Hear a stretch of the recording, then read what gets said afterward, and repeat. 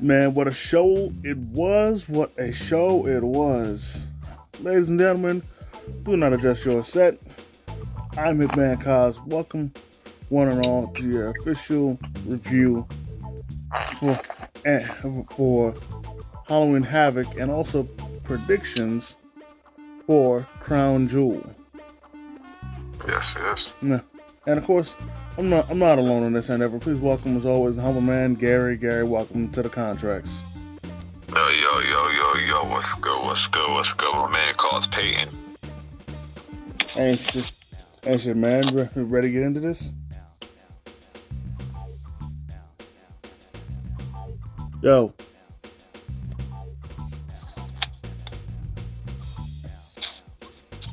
Let's do this shit like Brutus, you know it. Alright. Now to start things off,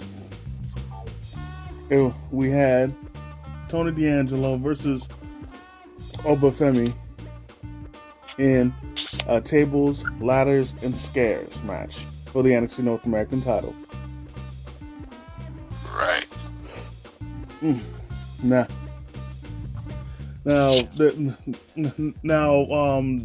something pretty interesting about this. First off, the event, more or less, I'd say, was hosted by Gigi Dolan.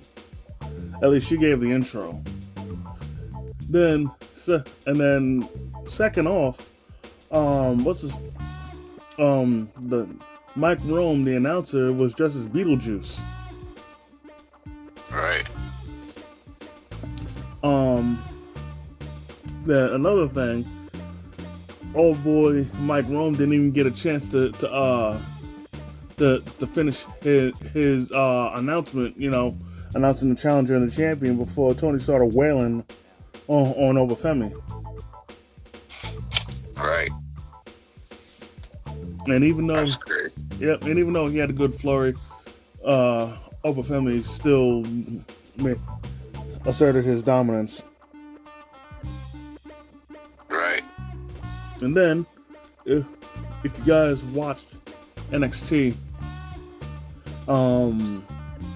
he did a little repeat of NXT where he zip tied Tony's hands to the ropes.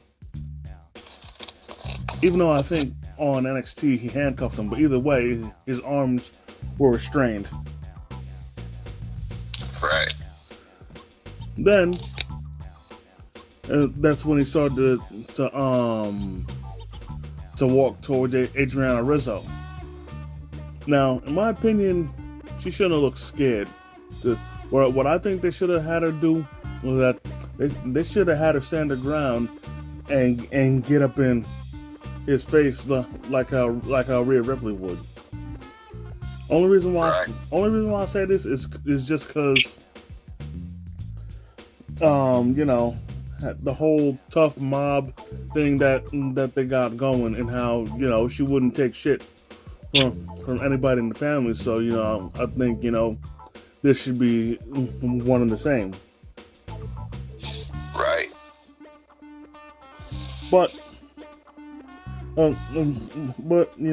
if anything, we could maybe say that Rizzo put on a show and set Obafemi up, because eventually what happened was that Tony was able to break free of the zip tie, and then he speared Obafemi through a ladder bridge that was set up on the side of the ring. Well, on ringside. Right. Then eventually he got back in the ring and had a little back and forth with Tony, but he eventually got the upper hand and hit his finisher, now called the Fall from Grace. But Tony kicked out. Right. But crazy too, man. My God. Yep.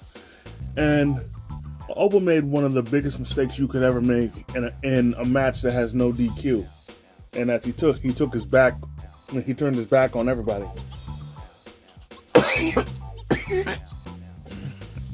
and this mistake would cost him, because then Adriana Rizzo then popped him in the back with a crowbar. Then, Exactly. and then Luca Crucifino hit him with steel chair. Then, with the help of the steel chair, Stacks and Luca hit the shatter machine. Right. I'm sure FTR is doing backflips right now. Freaking seeing all these teams do their finisher. Exactly. But in any case, all that eventually set Obafemi up to get hit with Tony's finisher. Forget about it. Through the table. And Tony D'Angelo is still the NXT North American Champion. Now, with this loss, I'd say that this was Obafemi's farewell match, and he's going to get called to the main roster. I think so. Yeah, and I tell you what, when he gets up there, I hope he makes as big of an impact as I think he does. Well, as I think he will. Me too. And as far as Tony goes, I'd like to see how far he goes with the North American title. Yeah, me too. I want to see how far he goes with that. Especially with what happened on NXT. And honestly, I think I'm gonna stop apologizing for spoiling for you, because at this point I've told you multiple times to watch the ups and downs, because it'll. Honestly speaking, well, here's the thing. I'm doing something similar to that, but I'm gonna do what you told me. Because here's the thing. What I'm doing is I'm just looking up the results from the past episodes I missed, and the stuff that I have recorded. I'm just gonna watch those episodes, and that's all I'm doing. All right. So, anyways, what happened on NXT was that Tony got an important call.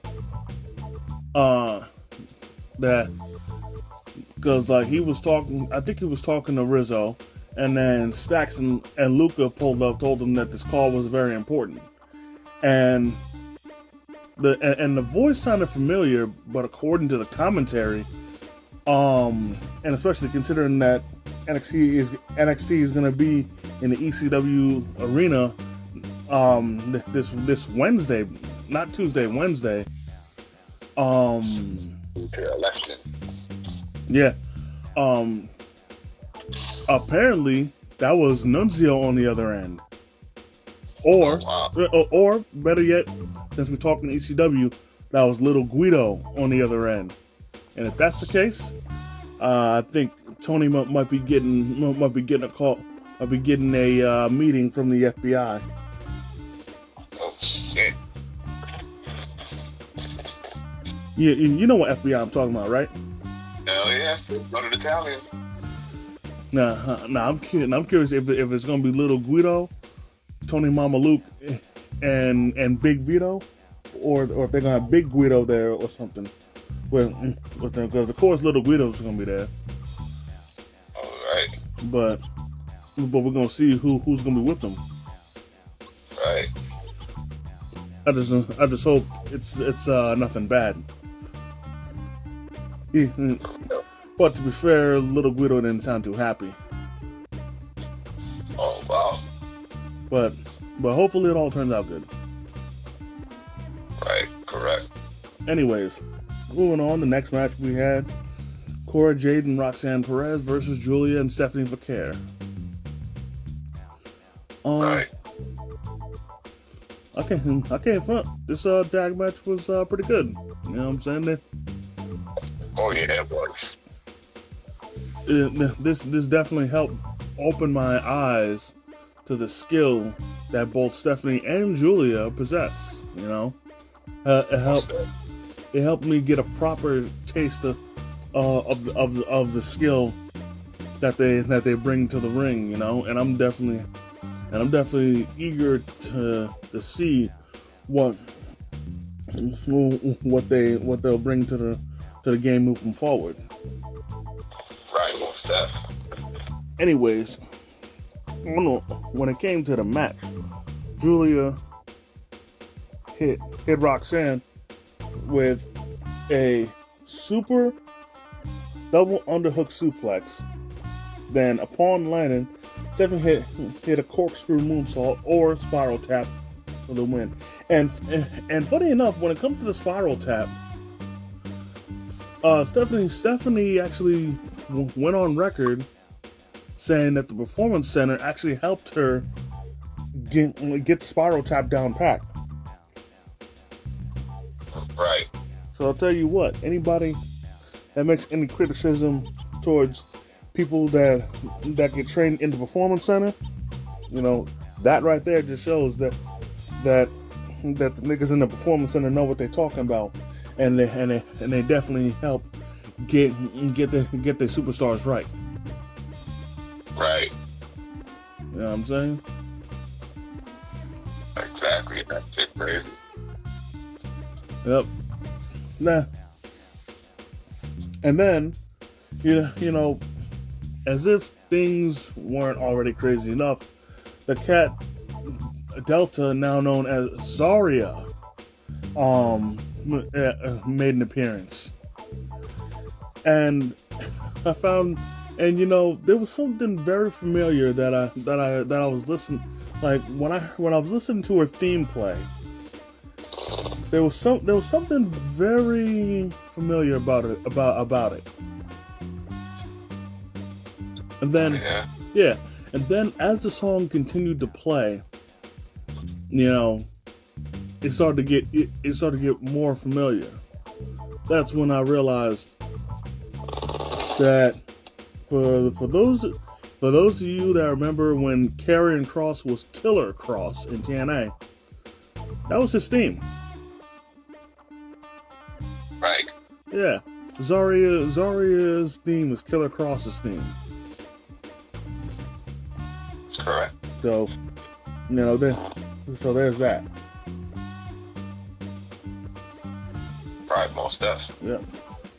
Moving on, we have Andre Chase versus Ridge Holland in an ambulance match. Now, to start things off, I couldn't help but notice that Andre Chase came out with his attire looking like Freddy Krueger. Oh, word, yo. It was pretty dope, but I was disappointed that of the sneakers he was wearing, because normally he'd be wearing some fresh ass J's, but those sneakers that he was wearing there were whack. Oh, nah, that's crazy. I'm very disappointed in you, Mr. Chase. Normally, your sneaker drip is on point. You know, like the exact opposite of tacky. Oh, man. Anyways, another thing I gotta point out is that the ambulance itself, and obviously look more like a hearse than an ambulance. Shit. Because I'm sure it might have been in white, but I think look more like a hearse. Right. But in any case, they definitely brought it. Personally, for some reason, I think that Andre Chase was holding back. Like, no offense to Ridge Holland, but I think Andre Chase was holding back so Ridge could keep up. Like, I'm not trying to shit on Ridge's skill, but I feel that compared to the tag matches and other matches that Andre Chase has been, he just took a step back. So that's why I'm thinking he was holding back in this match. Right. And anyways, the match comes to an end where Ridge hits his DDT, in which he calls the Redeemer, onto the floor, and then it allowed him to put Andre Chase into the ambulance for the win. Man. Now, Now, earlier on in the night, Ridge interrupted Bully Ray or Bubba Ray Dudley, who I guess you could say is a part of the pre-show panel with his partner from Busted Open Radio. Sir. And given the kind of guy that Bully Ray is, he was getting heated at that. Oh yeah, he was. But we'll get into that a little later. Anyways, on to the next match. We have Kalani Jordan versus Fatal Influence, and their matchup. And when they spun the wheel, it was the spinner's choice. And for their choice, Fatal Influence, turns out they didn't go no quarter catch crew route, despite what I thought. Instead, they went their own route, in which it was pretty clever. In which they chose a gauntlet match. Stuff. Now, you know, regardless of the outcome, this match definitely was made to have Kalani look strong. Oh yeah, it really did. No, it really did. My God. My God, it did. Yeah, because she pinned Jasmine first, then she pinned JC Jane. But upon elimination, JC then hit her finisher onto Kalani Jordan. So you know, she wasn't letting her get off that easy. So now, as she was facing off against Fallon Henley, Kalani she hit a split-legged moonsault onto Fallon Henley. However, Jasmine X came down and distracted the ref, so Fallon had enough time to recover to kick out. Then Kalani was about to get to the top rope, and then JC Jane pulled up for a distraction, to which she tried to go for her 450 splash. However, she caught nothing but knees. And then Fallon hit her enziguri, and finally, Kalani Jordan is no longer Women's NXT North American Champion. And your new champion is Fallon Henley. Oh, wow. That's great. Now again, finally, thank God, that title's off her. You want the offer? Dude, I never wanted her to have it. Oh my God. Did you not forget how disappointed I was when we were going over when she won it? Oh yeah, I remember. I told you before that Lash should have won it. Yeah, that's a fact. Yeah. So it's just the way you said it. That's why. Yeah. So yeah. Thank God that she finally lost it. It's now on somebody more deserving. Honestly, I wonder how they're gonna defend the title. Whether Fatal Influence is gonna do everything they can to make sure Fallon keeps the title, or if they're gonna act like how No Quarter Catch Crew used to act and try and use the Freebird rule with the championship. Exactly, I wanted it too. We'll find out. But also, in any case, Fatal Influence really didn't get much time to celebrate, because afterwards they got interrupted by Zarya, in which she pummeled all of them. Right. Then after that, back to the pre-show panel with Bubba Ray Dudley and Dave LaGreca. That's his name. I apologize for not saying it earlier. And then before they could say much, Tatum Paxley popped up out of a casket and spun the wheel for her match against Wendy Chu, which was to be a casket match. Right. Well. Actually, no. That was after that. That was after Bully and Dave. But also something also happened in which, while Bubba Ray and Dave were talking about the Premium Live event, they get interrupted by Ridge Holland. Now, there's something I'd like to point out about Ridge Holland, and he botched the hell out of this segment. He botched the goddamn living hell out of this segment, where he obviously was trying to talk shit and gloat about his win over Andre Chase and whatnot.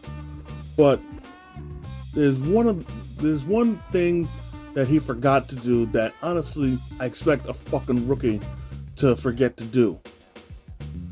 You know what he didn't do? What was that again?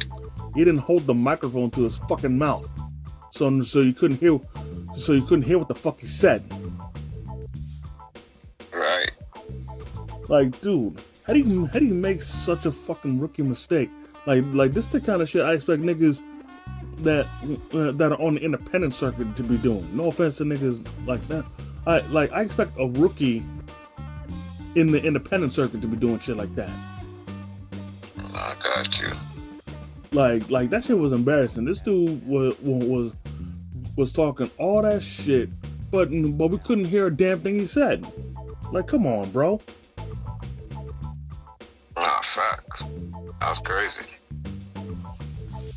But also what happened when I mentioned Bully Ray was that he was talking shit to Bully Ray, and at this point, Bully was losing his patience. Right. Because he pretty much told him that strike two. That's a fact. So yeah, at this point, Ridge was skating on thin ice. Right. Right. That's correct. And I know he ain't afraid of I know he's not afraid of what's his face? Of Ridge, but I know they're not afraid of each other, but at the same time, you know, the Bully ain't the one. Oh yeah, most def. Like, and I hate to bring this, and even though I'm mixing real life, but there were dudes who have gotten several concussions because of how reckless. Well, I wouldn't say reckless, because of how tough Bully is in the ring. Oh yeah, that's correct. So Ridge better watch himself next week. Oh yeah, most def. Because in that tag match, it's gonna be on like Donkey Kong.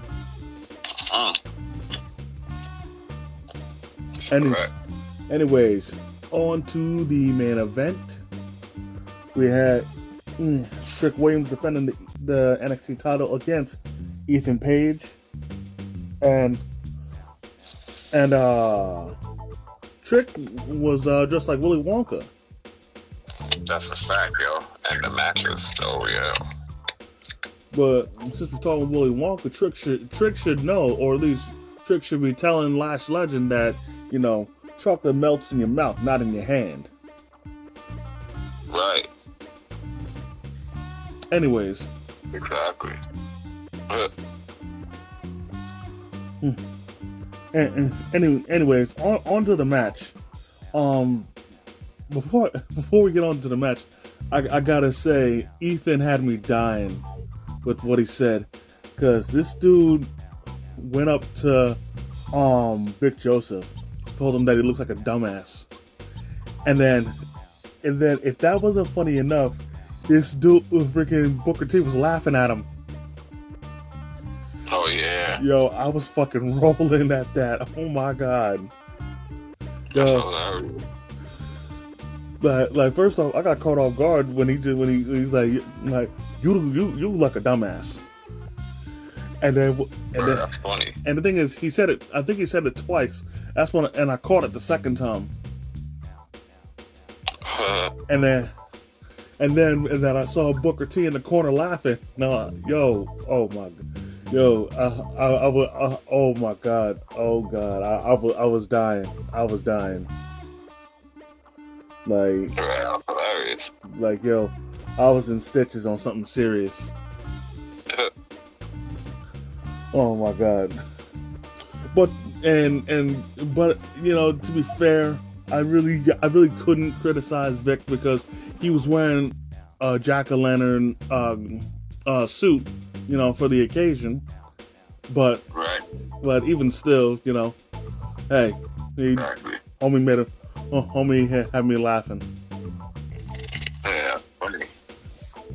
Anyways, Ethan on NXT, he told Trick that he was going to make him taste his own blood, and he made good on his promise because he threw Trick Williams into the steel steps gut first, and it made him cough up blood. Right. Yeah. That was crazy. Yeah, that's one of the craziest parts of the fucking match, honestly speaking. Yep. And then towards the end, freaking Ethan took Trick to Dick Kick City. However, Trick returned the favor and low blowed Ethan. Right.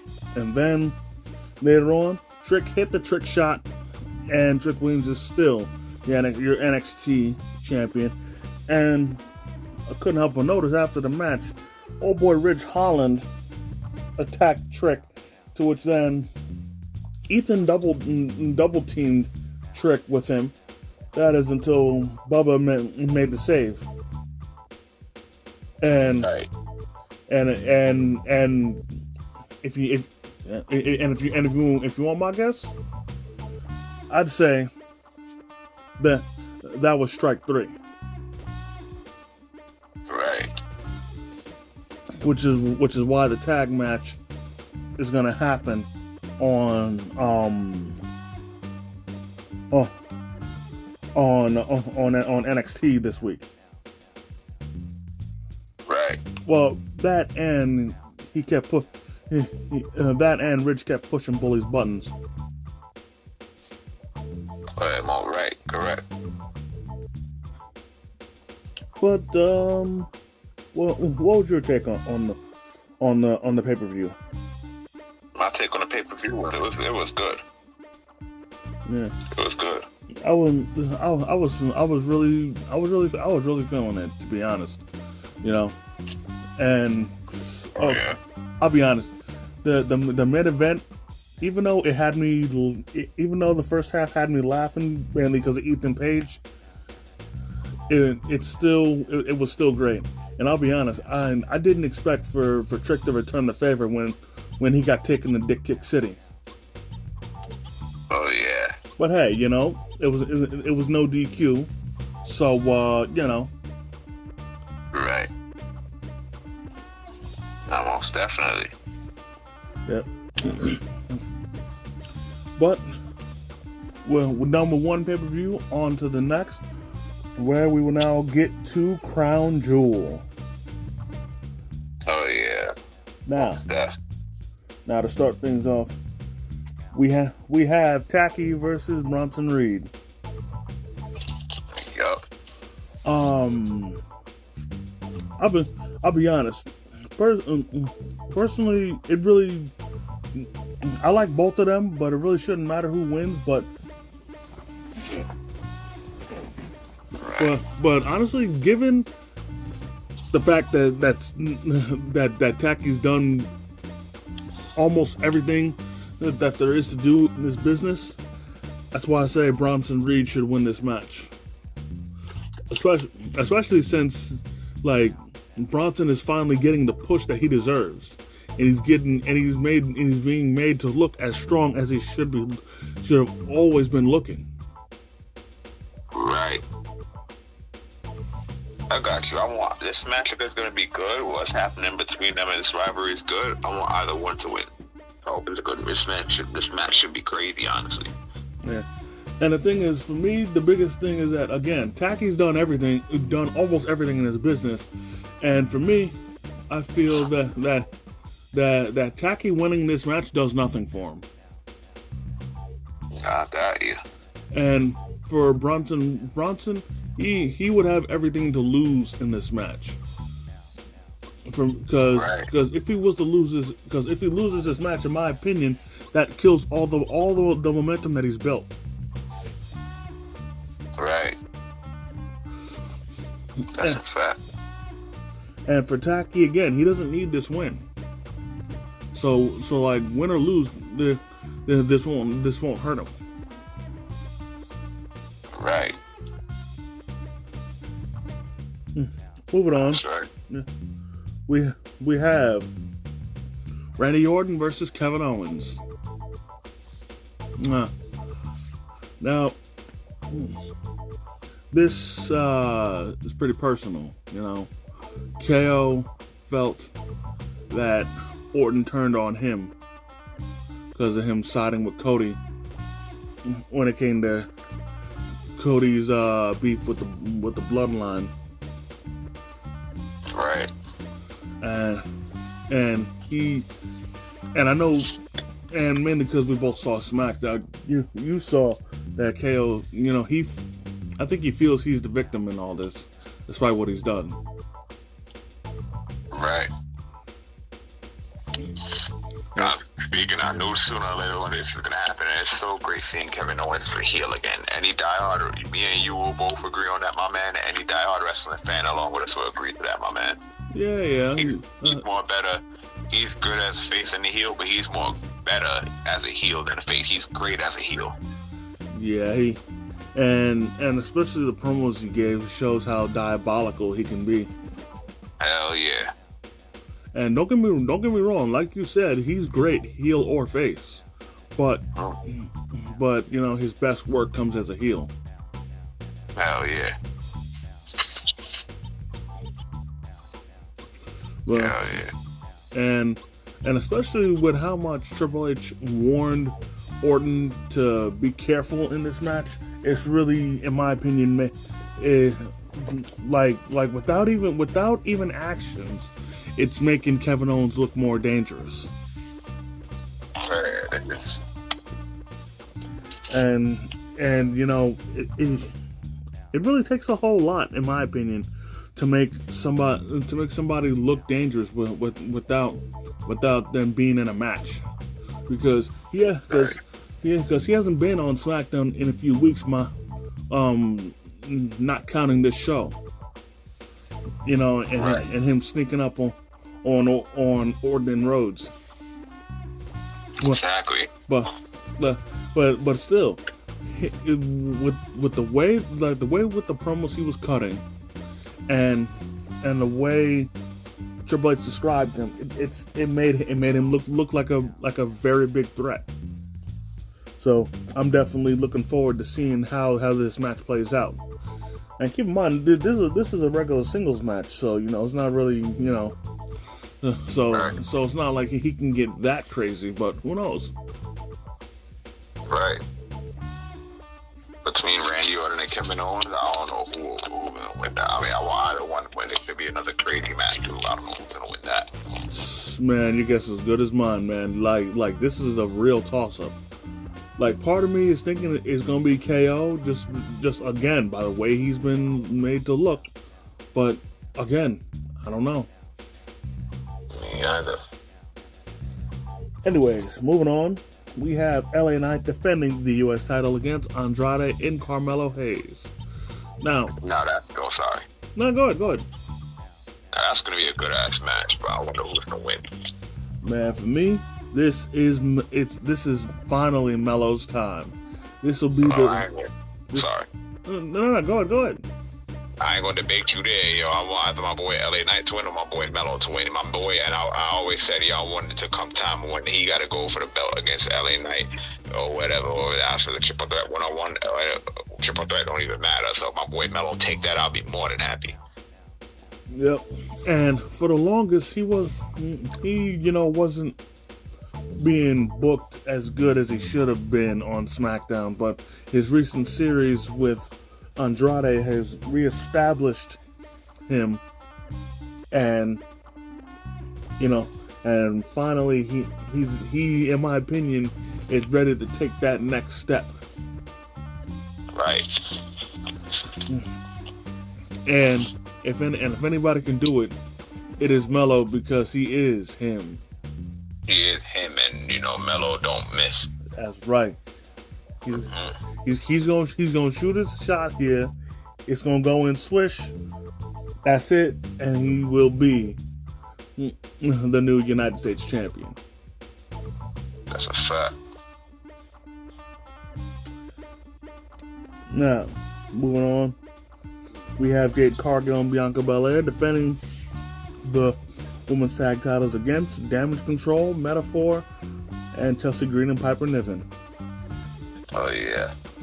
Now, given how this match is going to be, I know this match, for one thing, is going to be 1,000 miles a minute. That's number one. Number two, it's just going to be crazy all around. Because I know that they're going to be pulling off a bunch of different moves. There's going to be a bunch of stuff while the ref's trying to keep control. It's going to be wild.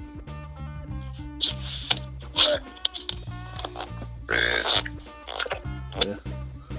Most definitely will. Yeah. But in the end, honestly, I got Bianca and Jade retaining. Oh yeah, Bianca and Jade. Yeah, that's gonna be another good match for me. I got Bianca and Jade retaining this too. Hell yeah.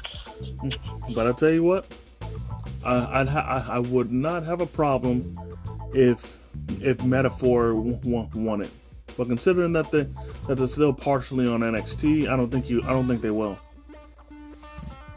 Yeah, more than likely, probably not. Yeah. Moving on, we have the OG bloodline of Roman Reigns and the Usos versus the current bloodline of Solo Sikoa, Jacob Fatu, and Tama Tonga. Tonga Loa will be ringside. Now, it's ringside, so it's gonna be Solo and Jacob and Tama. Yeah, I just said that. Oh no, I said that because okay, I'm shocked they made it like that. Yeah. Now I'm gonna be straight up. It's obvious that the OG bloodline is gonna win, but now, given how it's gonna be, they just confirmed that the OG bloodline is gonna win, just because they're having the GOAT Tonga Loa on at ringside. If he was in the match, then I would have said the current bloodline. Oh. Because he would bring it on home with them. Because he was the one that he was the one that brought down the tag titles when they retained. He is the glue that holds together the new bloodline. It's Tonga Loa. And he can only do so much ringside. He can't do nothing in the match, and he can only interfere so much before he gets caught. But considering how good he is, he's not going to get caught. But again, there's only so much he can do. Right. So that's a fact. And also, I love them all. I love the OG bloodline, as you know, and I love the new bloodline, as you know. And funny enough, right now I'm wearing the OG bloodline shirts, the bloodline with all three of them, and Paul Heyman on the front cover. So I'm waiting once the new and they reunited. I'm waiting on their new merch too, yo. Cause I'm a huge fan of them, especially my boy Roman and my boys the Usos and my boy Solo. Yeah. And my boys Jacob and my boys Tama, my boys Tonga, my boys Roman and my boys Usos, my boys Solo and my boys Paul, yeah, you know them, but my boys Roman and my boys Usos, hell yeah, I'm waiting on the new merch as a group together again, hell yeah. Yeah. I got on this shirt, and I got on the shirt and hoodie right now that says the bloodline with my boy Roman, my boys the Usos, my boy Paul Heyman on the cover. Those ones, those first ones as a group. Yeah. And I know this really doesn't have much to do with the match, but towards the end of Raw, Jimmy Uso showed Jay something that's a little alarming. in which, without them knowing, Sami Zayn was spotted talking to Solo. Yes, sir. And the thing is, when it comes to the whole beef with the Bloodline, initially Jay tried to get Sami a part of this, but Sami wasn't with it just because he never, just, because like with Jay, he never forgot all the manipulation and crap that Roman put them through. And Jay might have forgave him, but Sami still isn't that easy and willing. Right. Then that's when it was either Jay or Jimmy told him that you're not family. And then It was Jay. Yeah. And then part of me thinks is that when he said that is that it struck a chord with Sami, and that's why he was talking to Solo. That's correct. Yeah, that was crazy.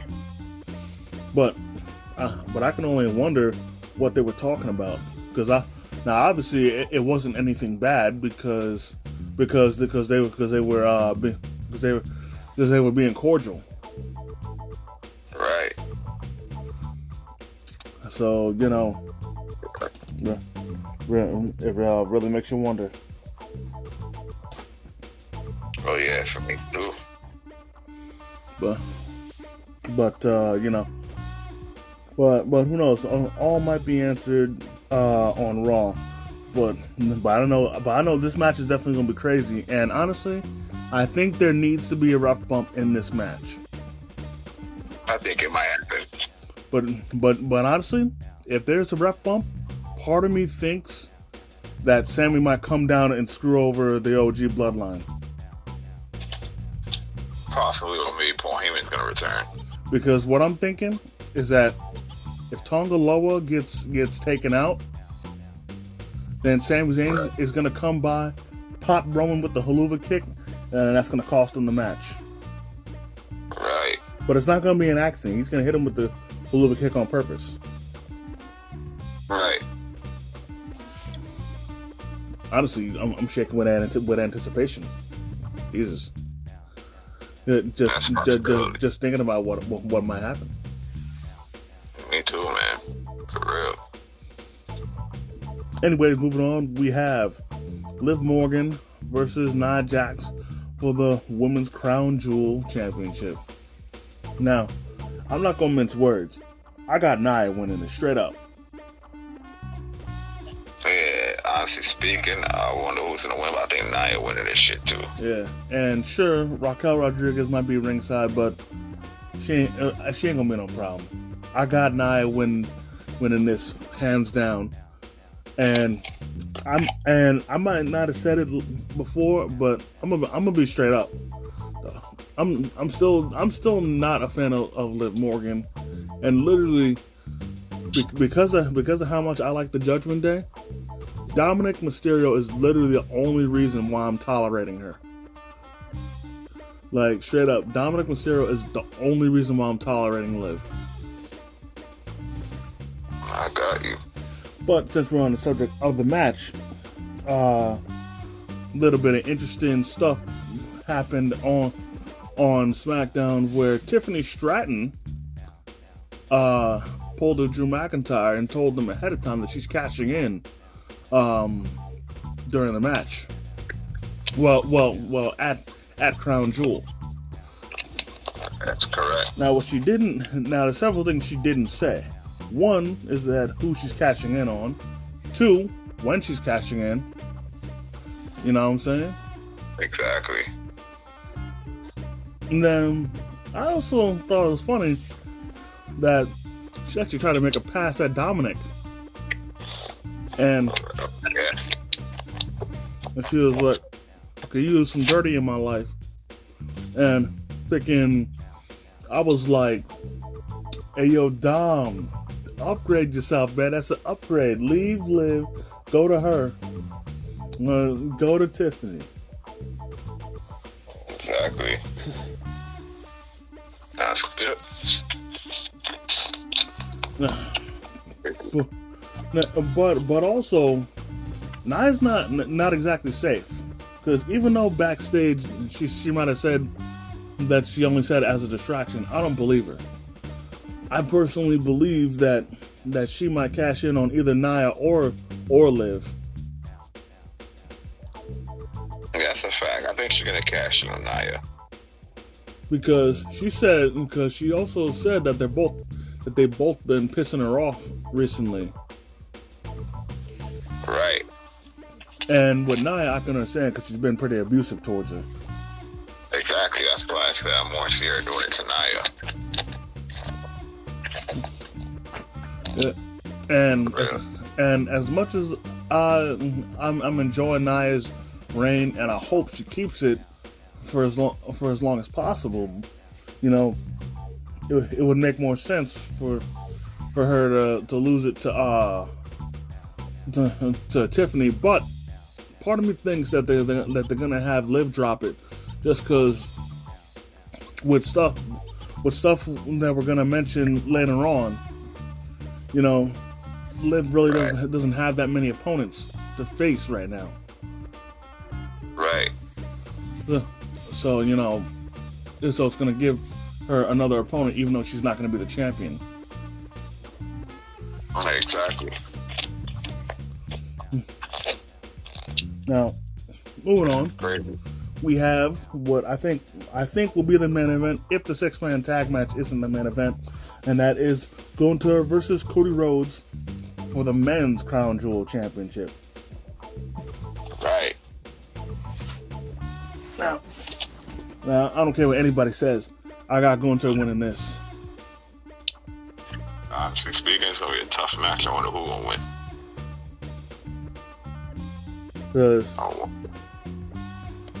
Because, you know, given the way his title reign has been going and how dominant he's been looking, I personally feel that he is the most deserving of that title. Oh, yeah. I wouldn't debate you there. Now, I know for a fact that Cody's going to bring everything to the table and then some. But again, I feel that Gunther deserves to have this title. Right.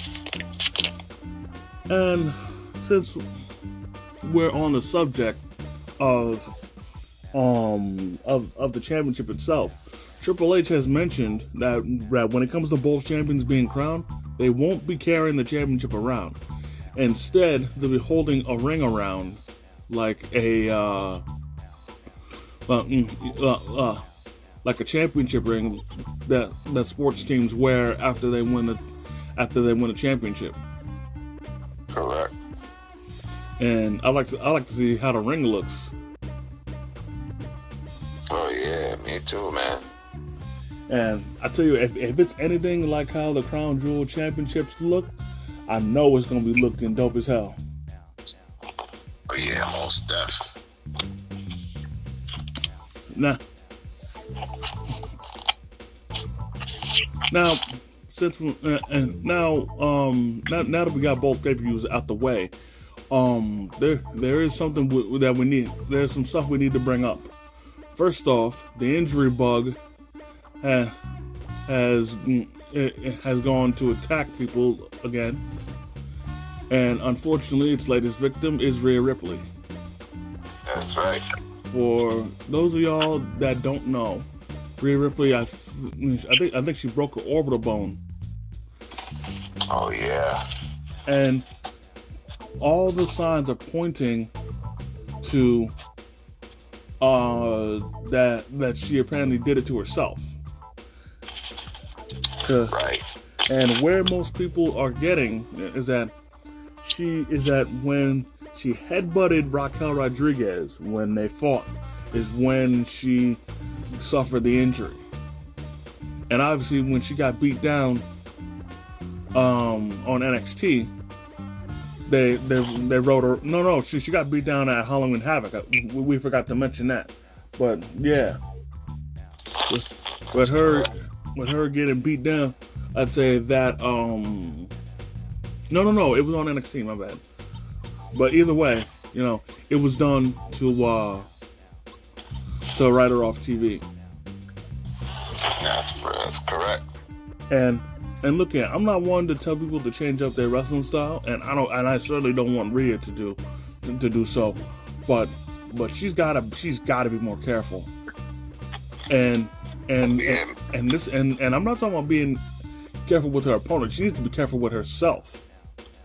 Because now I think this is like the second time she's done this, because part of me thinks that she might have injured herself when Liv ambushed her, where I think she might have threw herself into the wall, and she threw herself a little too hard, and then that's what caused her arm injury.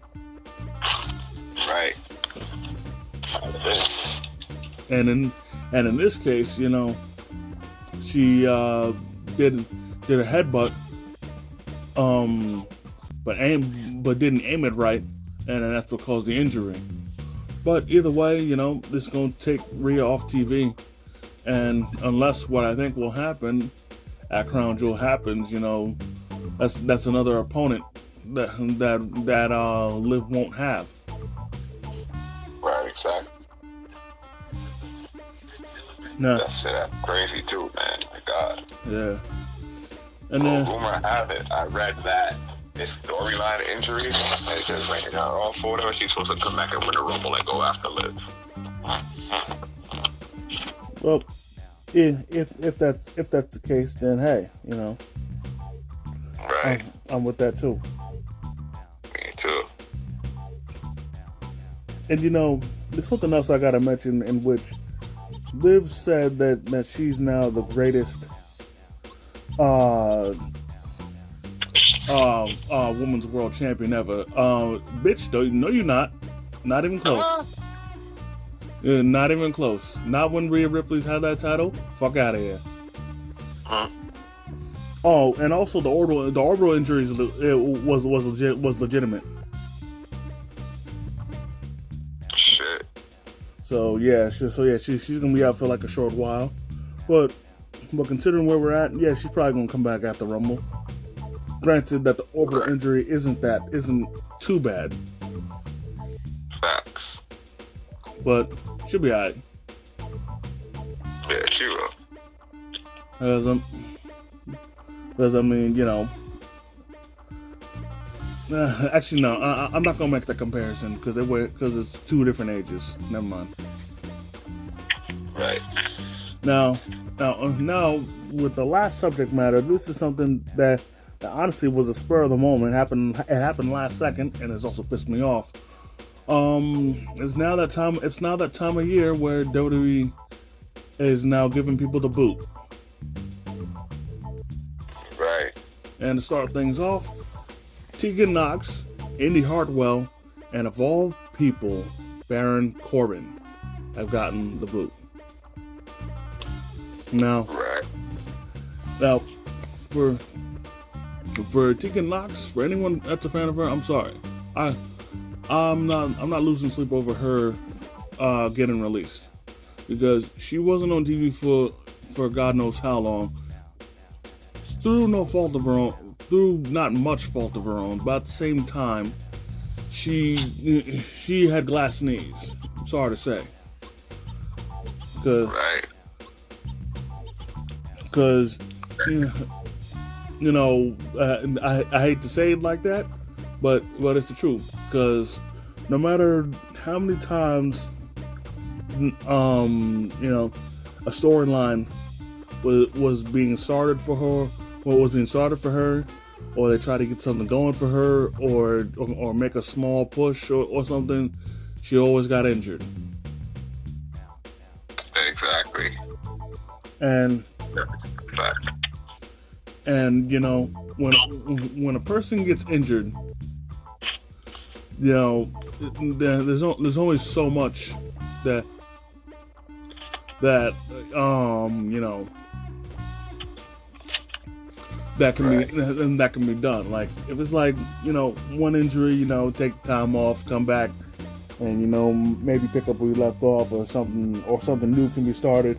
But if a person constantly gets injured, there's only so much start and stop that can be done before before a person is, number one, labeled injury prone, and two, gets to the point where they can't do anything with you because of how often you get injured. Then at that point, you become a liability. I agree. So hopefully somewhere else she'll maybe have she'll maybe be able to work something out with her legs to make sure that she don't get injured as easily. But I don't know. Oh yeah, right. Now for Indy Hartwell, this came out of nowhere because she's been on TV recently, especially with Candice LeRae, and I thought everything was going good. Oh yeah. And I tell you what, it's gonna be awkward as hell seeing Candice by herself. That's right. It will be. Yep. But with Baron Corbin, I'm pissed the fuck off. Man, I will be too, man. Like this man has been in WWE for 12 years. Personally, I feel he should have got a lot more than what he got. And I mean a lot more. Like the amount of titles and stuff that he got, that was nowhere near as enough as he should have got. Like, don't get me wrong, I'm happy for the stuff he accomplished, but above all else, he got hold, big time. Exactly. BS. And what I'm about to say next, this doesn't apply. This applies to more than just Baron Corbin. This applies to anybody that has been called up or gets called up or is going to get called up. And that's for one thing, what's the point of calling someone up to the main roster if you ain't going to do shit with them? Because literally, once Corbin got called back up from NXT, he had like what, a couple tag matches with Apollo Crews, and that was it. After that, he wasn't on TV since. Hell, I think he was off TV for like a whole month, maybe 2. Right. And then, secondly, and this applies to any future call-ups, and I'm talking directly to Shawn Michaels and Triple H. Don't call anybody up if you're not gonna do shit with them. That's why, and that's why part of me is so nervous for Obafemi. Exactly. Because for all I know, he's gonna get called up, maybe have a couple matches, then he's never gonna be seen again. Or if worse comes to worse, he'll be given the Veer Mahan treatment, and there's gonna constantly be promo packages saying he's coming soon. And then that's gonna go on for like weeks, and then weeks gonna turn into months, and then it's gonna turn into a meme like how it did with Veer Mahan, and then he's almost never gonna show up. Right. So I'm gonna say it like this: when it comes to call-ups, WWE, get your head out of your ass. If you don't call them up, do something with them. If not, keep them in NXT. Exactly. Anything else you'd like to add there, Humble Man? Honestly, I want to say 90,000%. I'm 9,000% with you on that. Like, yo, don't call them up if you're not going to do a damn thing with them, because they have so much talent to be underutilized. Like, what the hell? Yep. And it makes no sense for all that talent to go to waste. That's right. Now,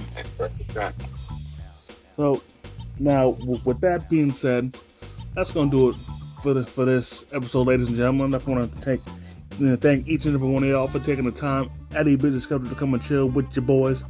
I definitely want to thank the Humble Man, as always, for coming through, kicking his wrestling knowledge. Yeah, you already know it. And we'll be right back coming at y'all. We'll be right back right here coming at y'all. We'll be right back here with y'all. We'll be right back right here coming at y'all with the results for Crown Jewel. Yep, so in the meantime, if y'all enjoyed this video, go hit the like button. Comment if you feel like it. If you're new to the channel, please subscribe and hit the notification bell so you never miss a new video. And as always, by way of Struggle Vision Productions, it's the Hitman and the Humble Man. And if you see us coming, run.